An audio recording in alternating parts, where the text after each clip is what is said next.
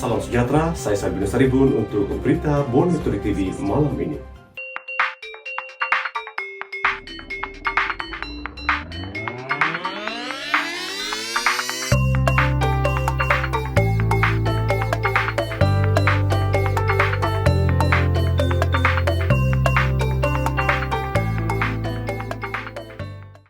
...24 pelajar Sabah yang terkandas di Semenanjung Malaysia dan Indonesia akibat PKP selamat tiba di Terminal 2 lapangan terbang antarabangsa Kota Kinabalu pagi tadi. 24 pelajar Sabah yang terkandas di Semenanjung Malaysia dan Indonesia akibat Perintah Kawalan Pergerakan PKP selamat tiba di Terminal 2 lapangan terbang antarabangsa Kota Kinabalu kira-kira 11.30 pagi tadi menaiki penerbangan ihsan menggunakan pesawat Airbus A400 milik Tentera Udara Diraja Malaysia TUDM. Daripada jumlah itu, 7 adalah pelajar tahfiz Madrasah Miftahul Ulum Sri Petaling dan 6 pelajar pengajian tahfiz Raudhatul Ulum Banting. Manakala 11 adalah penuntut Universitas Islam Negeri Sunan Gunung Jati Bandung dan Universitas Advent Indonesia. Penerbangan sama turut membawa beberapa peralatan perubatan bagi kegunaan hospital di Sabah termasuk penutup hidung dan mulut serta peralatan perlindungan diri PPE. Seorang daripada pelajar itu, Muhammad Ziyad Abdul Wahid, 23 tahun, reda dengan pemergian bapanya, Abdul Wahid Muhammad Ali, yang meninggal dunia di Hospital Queen Elizabeth, Kota Kinabalu pada 10 April lalu akibat jangkitan COVID-19. Muhammad Ziyad berkata ketika itu dia menjalani kuarantin selama 14 hari di Akademi Suruhanjaya Pencegahan Rasuah Malaysia, Jalan Duta bermula 25 Mac sehingga 18 April. Meskipun sedih dan terkilan, namun bagi Ziyad, walau apapun yang berlaku, pasti ada hikmahnya.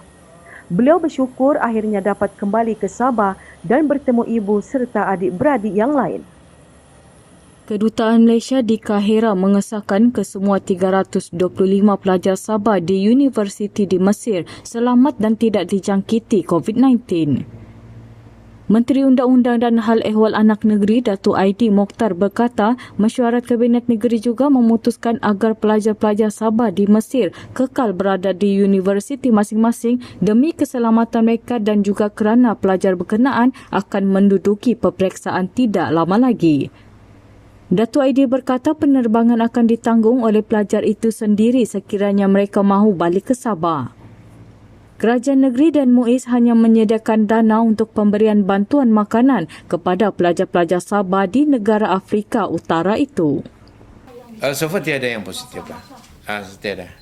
Takat ini tiada laporan lah. Cuma yang kita bantu ini bantuan sara hidup makanan saja.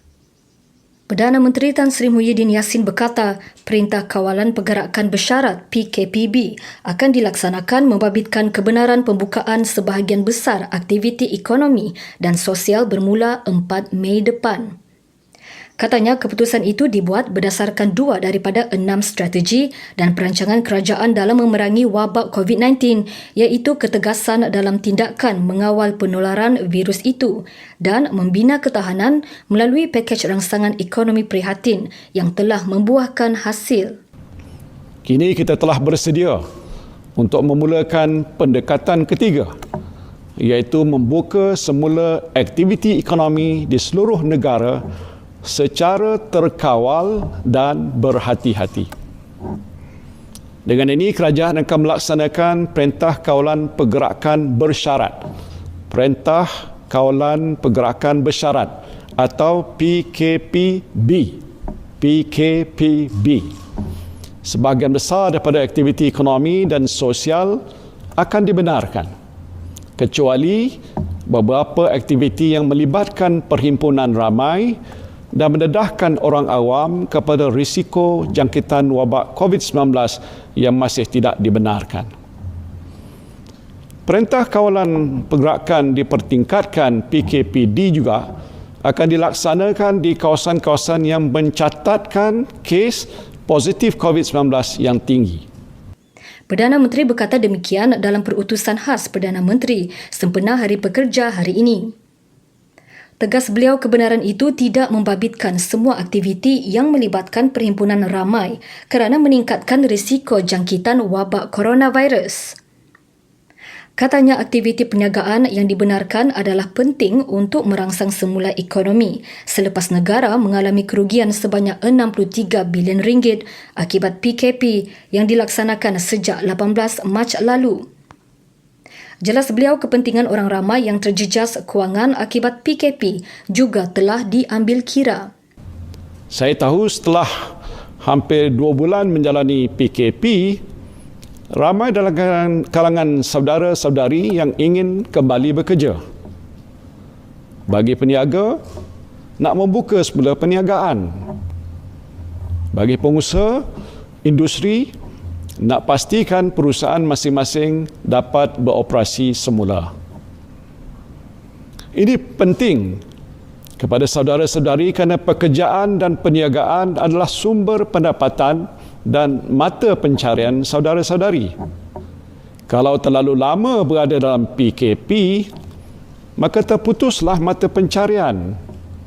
Dan ini memberi kesan yang buruk kepada kedudukan keuangan masing-masing. Tan Sri Muhyiddin berkata hampir semua sektor ekonomi dan aktiviti perniagaan di Malaysia akan dibenarkan beroperasi tertakluk kepada syarat-syarat dan prosedur operasi standard yang ditetapkan oleh pihak berkuasa bermula 4 Mei ini. Beliau berkata mesyuarat Majlis Tindakan Ekonomi, Majlis Keselamatan Negara dan Jemaah Menteri telah mengadakan perbincangan secara panjang lebar dalam mencari jalan mengimbangi keperluan untuk memulihkan ekonomi negara dan kepentingan membendung wabak COVID-19. Atas nasihat Kementerian Kesihatan, berdasarkan data-data yang dikumpul dan amalan terbaik yang ditentukan oleh Pertubuhan Kesihatan Sedunia atau WHO, kerajaan telah memutuskan untuk membuka semula sektor-sektor ekonomi secara berhati-hati dengan menguatkuasakan SOP kesihatan yang ketat. Bermula 4 Mei 2020. 4 Mei 2020, hampir semua sektor ekonomi dan aktiviti perniagaan akan dibenarkan beroperasi tertakluk kepada syarat-syarat dan SOP yang ditetapkan oleh pihak berkuasa. Tan Sri Muhyiddin berkata, senarai lengkap perniagaan atau aktiviti yang tidak dibenarkan boleh dirujuk di laman web Majlis Keselamatan Negara. Semua perniagaan berbentuk hiburan seperti panggung wayang, karaoke, pusat hiburan, kelab malam dan taman tema serta perniagaan yang melibatkan orang ramai antaranya bazar Ramadan, pusat refleksologi dan karnival jualan masih tidak dibenarkan beroperasi. Manakala aktiviti yang melibatkan perhimpunan ramai seperti sukan bola sepak, rugby dan renang turut tidak dibenarkan beroperasi. Bagaimanapun masyarakat kini boleh bersenam dalam kumpulan tidak melebihi 10 orang dengan syarat penjarakan sosial diamalkan untuk mengelakkan sentuhan badan. Perdana Menteri turut mengingatkan masyarakat agar tidak memandang enteng dan mengambil mudah kebenaran yang diberikan untuk membuka sebahagian besar sektor ekonomi di seluruh negara. Masyarakat perlu terus berwaspada dengan mengamalkan penjarakan sosial, sering membasuh tangan, memakai penutup hidung dan mulut di tempat awam dan segera berjumpa doktor jika bergejala. Ketiga, kita mempunyai lebih banyak kawasan zon hijau berbanding zon merah. Ini juga adalah hasil usaha kerjasama saudara-saudari yang amat berdisiplin. Teruskanlah usaha ini agar kita dapat menghijaukan lebih banyak kawasan terjejas secepat yang boleh. Sepanjang Ramadan ini, ramai golongan peniaga kecil-kecilan yang biasanya berniaga makanan di bazar mengambil inisiatif mengambil tempahan atas talian sebelum dihantar kepada pelanggan ke kediaman masing-masing. Bagaimanapun segelintir daripada mereka mengeluh kerana ada yang gagal menghantar makanan apabila diarah berpatah balik ketika melalui sekatan jalan raya, memandangkan sebelum ini hanya syarikat penghantaran makanan berdaftar seperti Food Panda dan GrabFood sahaja yang dibenarkan. Keadaan tersebut menyebabkan segelintir peniaga terputus punca pendapatan dan meminta kerajaan untuk membantu mereka sepanjang Perintah Kawalan Pergerakan PKP. Keresahan dan keluhan golongan berkenaan akhirnya mendapat perhatian kerajaan. Kerajaan Sabah semalam membuat keputusan membenarkan khidmat penghantar persendirian setiap hari bagi tujuan penghantaran secara tunai atau cash on delivery COD untuk makanan mentah, makanan siap dimasak, hasil tani, tong gas dan ubat-ubatan sahaja dari 6 pagi hingga 6 petang. Setiausaha Kerajaan Negeri Datuk Safar Untong berkata, Pusat Kawalan Operasi Bencana Daerah akan mendaftar dan menyelaras operasi perkhidmatan itu. Datuk Safar berkata kerajaan negeri juga bersetuju membenarkan kedai komputer, telefon bimbit, kedai fotostat dan kedai alat tulis beroperasi agar pelajar-pelajar mendapat bahan peralatan dan alat tulis bagi tujuan pembelajaran secara atas talian dan sebagainya bermula 8 pagi hingga 5 petang pada setiap Selasa, Khamis dan Sabtu. Selain itu, kedai menjual peralatan keagamaan turut dibenarkan beroperasi pada waktu dan hari yang sama. Pihak berkuasa tempatan akan mengenal pasti kedai yang dibenarkan beroperasi. 47% kes positif COVID-19 di Sabah adalah kontak kepada kes positif tidak bergejala pada peringkat awal jangkitan. Pengarah Kesihatan Sabah, Datuk Dr. Christina Rundi berkata kesemua mereka yang berusia 1 hingga 72 tahun tidak mempunyai penyakit kronik seperti diabetes, hipertensi dan sebagainya.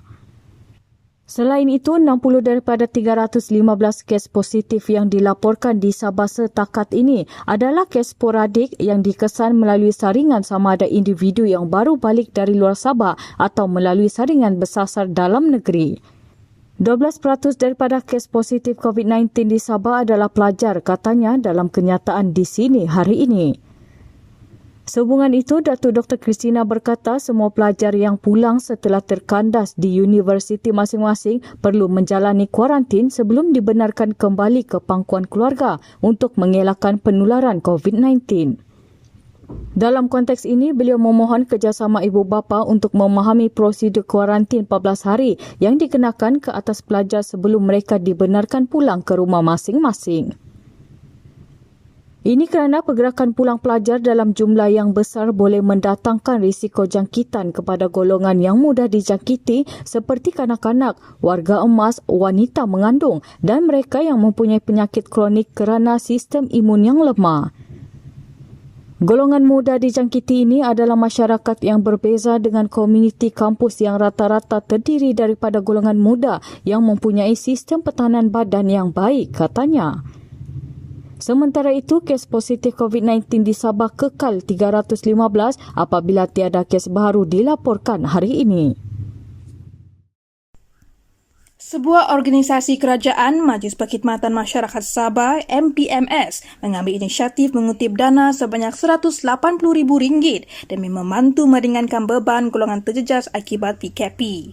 Bantuan tersebut disalurkan kepada Persatuan Bulan Sabit Merah PBSM Sabah yang bertindak sebagai badan sukarelawan untuk membeli barangan keperluan makanan dan seterusnya mengagihkannya kepada golongan yang betul-betul terjejas akibat PKP. Walaupun 180,000 ini bukan satu amount yang besar, tapi dia dapat juga banyak membantu beberapa ratus keluarga lah yang memerlukan, yang mungkin susah out of reach ataupun not accessible lah tempat mereka untuk dapat bantuan ini.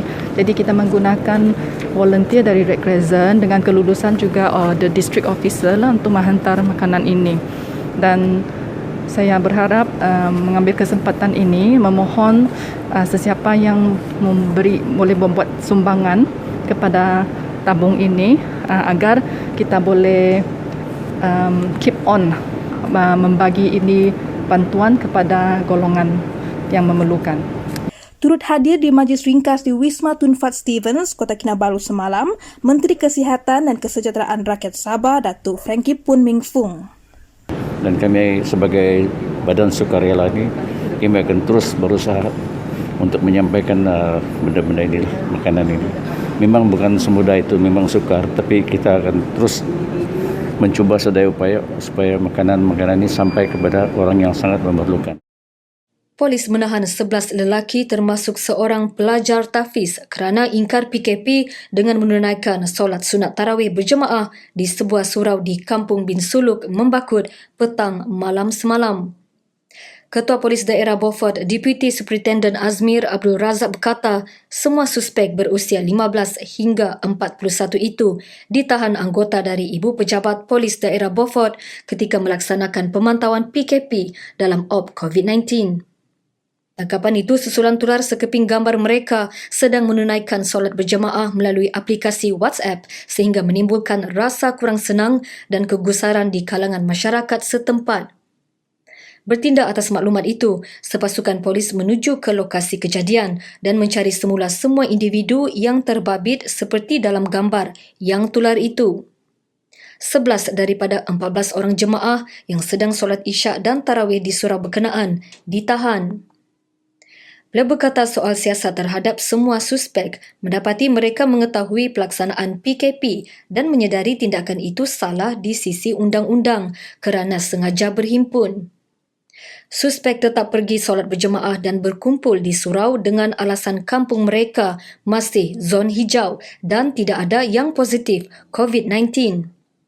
Kes disiasat mengikut Peraturan 6/1 Peraturan-Peraturan Pencegahan dan Pengawalan Penyakit Berjangkit Langkah-Langkah di dalam Kawasan Jangkitan Tempatan 2020. Sekian berita Borneo Today TV malam ini. Saya Salvinus Saripun.